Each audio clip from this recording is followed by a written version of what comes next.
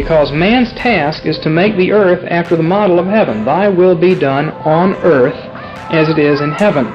Man's project is to heavenize the earth. Man is made to transform the world from glory to glory, to take hold of it and break it down and remake it after the image of heaven.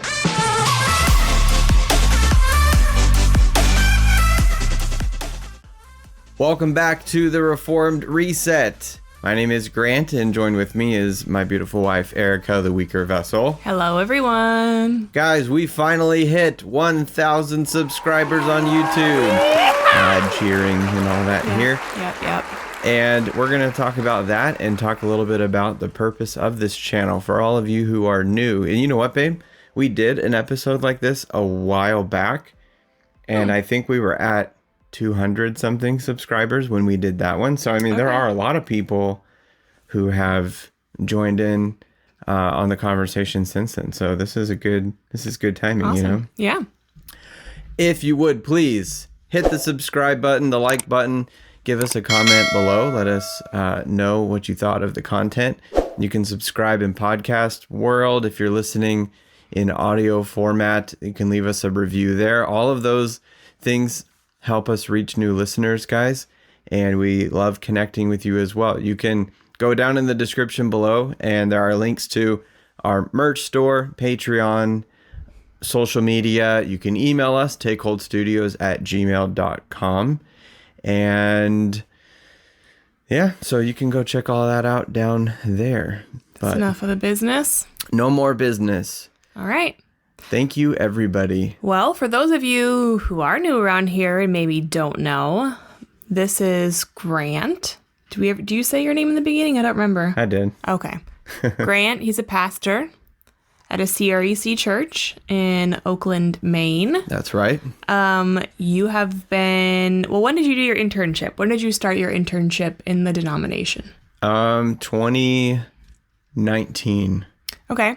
So yeah, May or June 2019 is when I began my internship for ordination for ministry in the CREC. I think we attended the church. We started attending the CREC church in Brooklyn, New York, which is where you were stationed. You were in the Army at the time. Right. And that would have been late February, March? January. Well, February. Yeah, You're right. Yeah. Yeah, so we've been part of the denomination ever since then. 2019. We love the CREC. This is our home. Our people. These are our people. It's the perspective you get from us here. If you've been around for a while, you have probably listened to episodes about like our religious background, denominational history, that sort of thing. Yeah, we did a few episodes about a year ago, or whenever the Jesus Revolution movie came out, and we kind of went through the whole thing. Those we got a lot of good feedback from that, so you can go find those episodes. Yeah, if you care about all that, you could go back and listen to those and get even a further deep dive into our personal histories. Well, and there is no question about our theological affinities if you just recognize who the intro and outro is of our episode.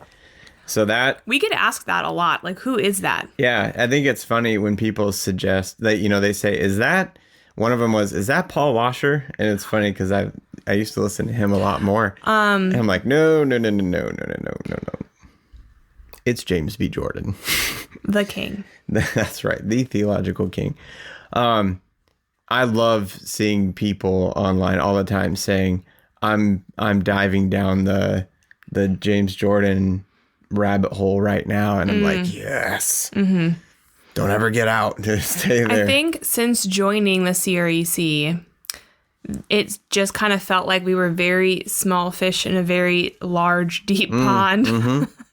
And that started to happen when we became Paedo Baptist. True. And then seriously, it was like, right. But Peter Lightheart, James B. Jordan, I mean, they're just such heavy hitters, man. So I remember at the time consuming a lot of Doug Wilson, Nancy Wilson, and all of the family covenantal stuff was so incredibly helpful. The masculine stuff, his books, Future Men, Reforming Marriage, Federal Husband. All that was really, really good. And I was already consuming a ton of that. And I hadn't really read a lot of Jordan or Lightheart yet at the time when I began my internship. And the pastor, my mentor, said, anything Lightheart and Jordan you can get your hands on, read it. Yeah. Especially, commentaries and especially anything, any lectures, anything, just read it. And I just took him seriously. So what's that, 5 years ago now? And I just finished reading 1,000 pages of Lightheart for my seminary degree that I'm currently working on. And so there's no question about it. We have a deep love for James Jordan. And one of the things in particular that has been so applicable, which is why we made it such an integral part of this channel, is the whole idea of covenant and what that has just everything to do with Christian growth. And so you hear in the intro, he talks about how we're supposed to God took creation and then he divides it and multiplies, and then he puts stuff back together, and then he divides again and puts it together. So he divided land and water, right? He divided the waters, made land appear, and then he filled both with animals. He divided man, right? He split him open and took a rib out and multiplied and made woman. And then they too are supposed to multiply. And then you just start seeing this covenantal framework everywhere in scripture, and you can apply it in your own life. Why do you go through suffering, struggle, growth? Well, God's dividing and he's putting back together, and he's breaking you down. He's putting back together. Worship. I know we've talked about this before. In the worship service, the word of God, which is a sword, chops you up, it cuts you up, and then God puts you back together. The Lord's table points to this because it's a ritual of breaking down, but that breaking down of Christ is what unites all things into one. It's just like, it's everywhere. So we're like, okay, that is the whole point. We want to take hold of creation, take hold of our marriages. Take Hold Studios. That's right. Take hold of our marriages, take hold of our families, take hold of whatever it is. All the things. break them down and build them back up and be fruitful with those things. I'm reminded of the John 15. God prunes those, so then more fruit comes. The breaking down isn't just to break down, just to be cruel. Right. It's to multiply. So that's something that's running through. Hopefully you guys notice in every episode, we want to get to that goal. Okay, whatever we're talking about, whatever topic it is, whatever current event, how do we take that, break it down, and remake it into the image of heaven and be fruitful with it? How can we take this and be fruitful with it? So one of the questions that we also get asked a lot is that it seems as though we think family is very important. We talk about being covenantal, all these things.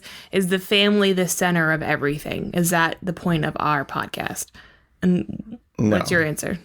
No. And this is where we might differ with some, even when it comes to the Christian nationalism debate and people who think about how do you Christianize society. And many rightfully put a major emphasis on the family. Like we obviously do that. All of Scripture puts a very huge emphasis on family. But as far as the fuel and the engine and the actual center, it's God's redeemed people. That is numero uno. Like that is where you begin. You cannot have a Christian family unless there are Christians first. So like the church is first. And this goes all the way back to the garden, right? Man and woman, Adam and Eve were in the garden first. And that's the proto temple where God meets with his people, where the sacramental trees were.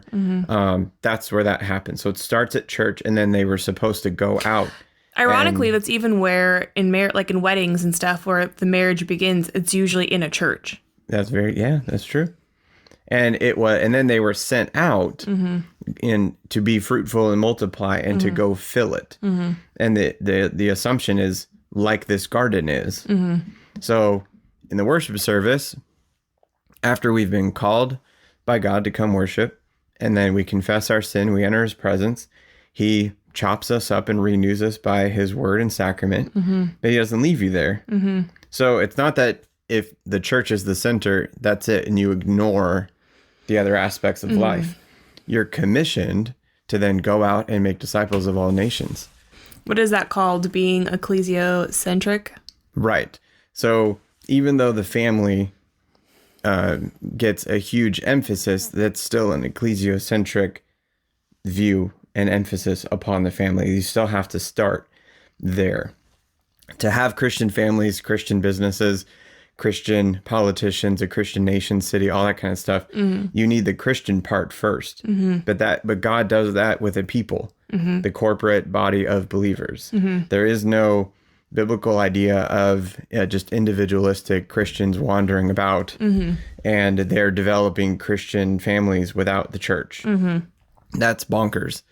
To do that is to deny part of the Trinity, really. All of these things are corporate and individual. And so there tends to be sometimes too much of a emphasis, and we've critiqued this before, too much of an emphasis on just individualism. And I want I want to own my own business, 100 acres in the middle of nowhere, and just like there's like a uber, and leave me alone. A very uber individualistic mindset there that, which is incredibly popular in our neck of the woods. I don't know if that maybe places in like California or something, if someone heard us talk that way, they'd be like, whoa, who really believes that? That's true. Who lives that way? In our neck of the woods, everyone's libertarian, and that's incredibly popular. Right. That's probably true, babe, because there's a lot of places that community is the emphasis.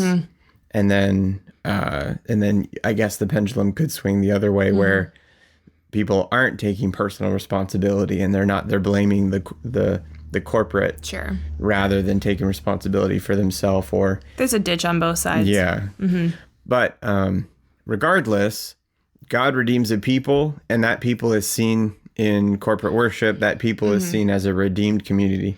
The church, the ecclesia, the assembly, that's a called out people. And that's how God works. So things have to be ecclesiocentric. So with that, then, what in the world are we doing on this podcast, right? Because it's you and I. Right. We're married. We're talking about a whole assortment of things. A lot of people have asked us, like, what is your podcast even like supposed to be really about? Like, what are you doing with that pod? Like, it doesn't really seem like you guys have a niche necessarily. Is that a fair assessment? Probably. Just because we talk about this too, that you and I talk like this all the time. Yeah, this is not like a podcast. Yeah, we don't script. We don't hardly outline. Sometimes, as if we could. A lot of people do though for podcasts. They script everything out and outline and whatnot. You and I just talk about theology. We talk about how it relates to certain current events, or just something we saw in our Bible reading, or I listened to this podcast. Did you hear it? Oh yeah, and it made me think of. And then that's how we talk anyway. So what we're trying to do is we're not trying to just be a resource for pastors. So even though you are one, even though I am one, I don't speak for the whole denomination. I don't speak for, you know what I mean? It's just you and I. And it's not like a mommy blog podcast just because I'm a stay-at-home mom, right? This is like two people who are very unique in their callings, and like, I guess not unique, but maybe different. Yours is more unique than mine is. But from two different positions, we're coming together, discussing topics, and then figuring out how to live in light of the truth, right? Whatever it is that we're talking about. Right. Like, we both are firmly committed to a Christian and Reformed world and life view, that God is sovereign over every detail of life. And so what we just learned at church, and then God sent us out to go apply now, Monday to Saturday, that's what we talk about. How do we do that? And so how does that work out in the home? So basically, even though it's ecclesiocentric, we're taking what happens there and we're trying to just chat about how that works itself out in family worship, in roles as a husband, roles as a woman, roles as a family when it comes to politics or when it comes to certain current events and that sort of thing. So or art and literature and like all kinds of stuff. And I think this is because we are post-mill, meaning we think it all belongs to God. The art belongs to God. The politics belong to God. Totally. Like the families belong, like everything belongs to God. and should be submitted under Christ's lordship. Yeah. So how do you do that then? Right. How a pastor does that, how a stay-at-home mom does that, two different things, but it like both types of people need to work that out for themselves, right? So all that to say, we're not like our outro tagline, right? Take hold and reorder creation, right? So that's that be fruitful, multiply. That's what we're all called to do, and with whatever the good works are that God's put in front of you. By first reforming your home. That's not because that's the place Reformation starts, or that's to exclude the church. But that's usually for everyone the place of closest Like influence. Yeah, the place that you can influence the soonest. Like that's where you can start right now. Most people aren't pastors or elders or deacons. You might be, or maybe a few years from now you might be, and then maybe you could take stuff. But right now, everyone lives somewhere. You have a place that you are, and so And a people you're influencing. yeah. So Whether take it's that your kids, your friends. exactly. So that's our aim and goal, is to try to take all of that that renewal and that teaching and all that stuff that you find at church, because that is absolutely essential and central to it all. And then you go take it and apply it to every area of life. You go see how all of that bears upon the rest of life. Right. And we're just hoping to help with that a little bit, right? By us working through it, maybe that helps you guys work through it, or not, and then don't listen to us. That's fine. Well, and I think we always said too that if it just no one listened, I mean, we'd still talk like this, but people let us know that they're encouraged and say keep it up, and When so we keep it up. Started this podcast, we started it in 2017. Yeah, because it was the... Sorry, I just took a drink. Okay. It was the 500-year anniversary Yeah, of the Reformation. That was the first episode we released that's right.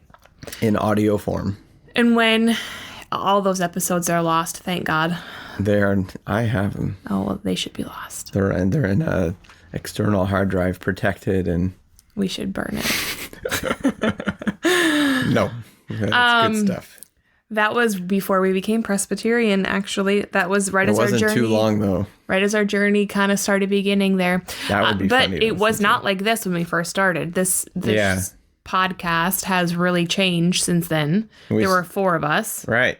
And it actually started off with just you and one of your friends. Remember? Yeah. And you wanted to have like kind of a Like man. a dude podcast kind of thing. Which apparently we had a good idea, because now there's like 1,000 of them. I don't remember what we were going to name it or anything. But yeah, we wanted to just talk theology and dude stuff. And for whatever reason, it just didn't happen. yeah, I think we were like, let's go broader, not so narrow. Right. And then you brought in your mentor, Yep. who was an older guy. Older gentleman in his 60s that was mentoring me at the time. So it was the 3 of you. Right. And then all 3 of you were like, Erica, you should join us. And I was like, no, I really don't want to. Yeah, And you were really like, didn't want to. like, I really didn't want to. And Grant was like, you're going to do it. You'll be fine, babe. I'll be there. So I did it. Yeah. And And it was him, my mentor, who gave you your nickname. yeah, because he and I would love to tease each other. Well, you called him the seasoned saint. I was like, George, you're the seasoned saint. And then he retorted back with calling me the weaker vessel. And like the nicknames just stuck. And that's how it all began. Yeah. Yeah, it was a fun little and my other friend, he had some kind of nickname, and then I was just Grant. Yeah, And so you it were was just kind of Grant. funny. We had a great little You're intro still there. just Grant. I'm still just no Grant. nickname. Yeah. Yeah, that's how that started. But then, I don't know, just busy schedules or something. And of course, you and I live together. So true, we do. that made it easy to record.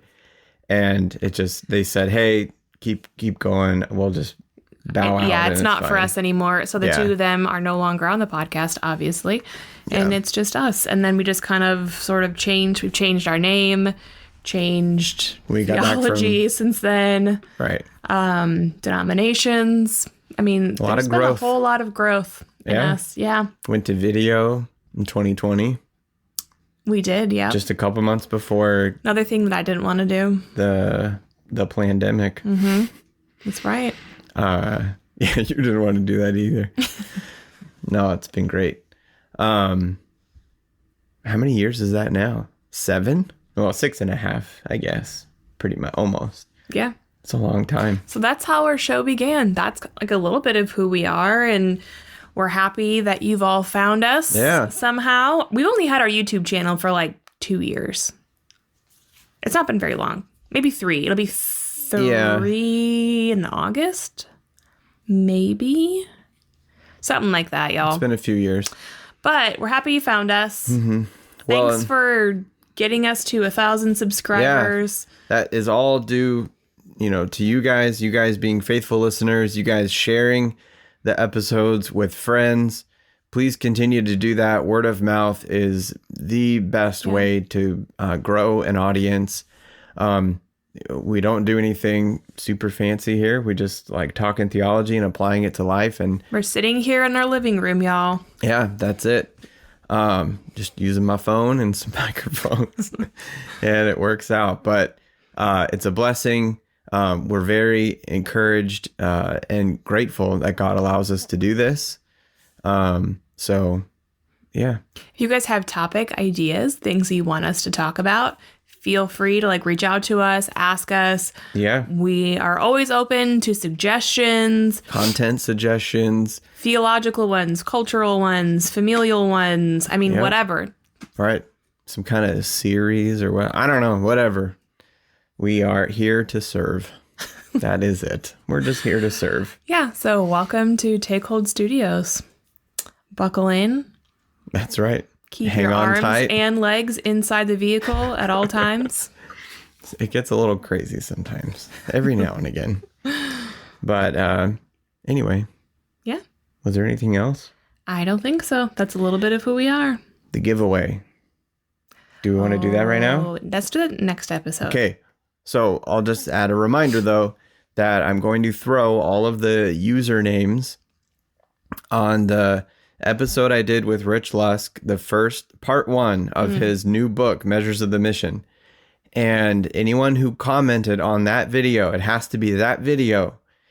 I'm going to put into some kind of randomization drawing, and then we'll say the username on the video, and we'll send you a copy of his book as the prize. So if you haven't commented, go comment on that video. Yeah, this is your last chance, guys. Yeah, it's the one that came. This is the most recent one back in, was it December or something? Anyway, So it was on his new book, and because we're having him on again soon. yeah, we've got a lot of really fun guests. Yeah, the next month we got a lot. So make sure that you're subscribed and share the channel with someone that you think might really enjoy the content, and tell them to subscribe as well. It helps us a ton. And yeah, just share the episodes, guys. We appreciate it. Did you say? Did you say? Did you? Did you say Schmer? Maybe. Did I? We have to replay it. Yeah. I was making fun of how you talked, and then I talked dumb, so that's what I get. God was like, right away. You don't do that. Oh, we have fun. That is good stuff. All right. Oh, yeah, there's my copy of Measures of the Mission. Such a good book, you guys. Can't wait to talk to him about more. That's it, guys. Until next time, take hold and reorder creation by first reforming your home. This has been the Reformed Reset. But on the basis of grace and on the finished work of Jesus Christ, the project is back and forth, and the destiny of a new transformed world is assured.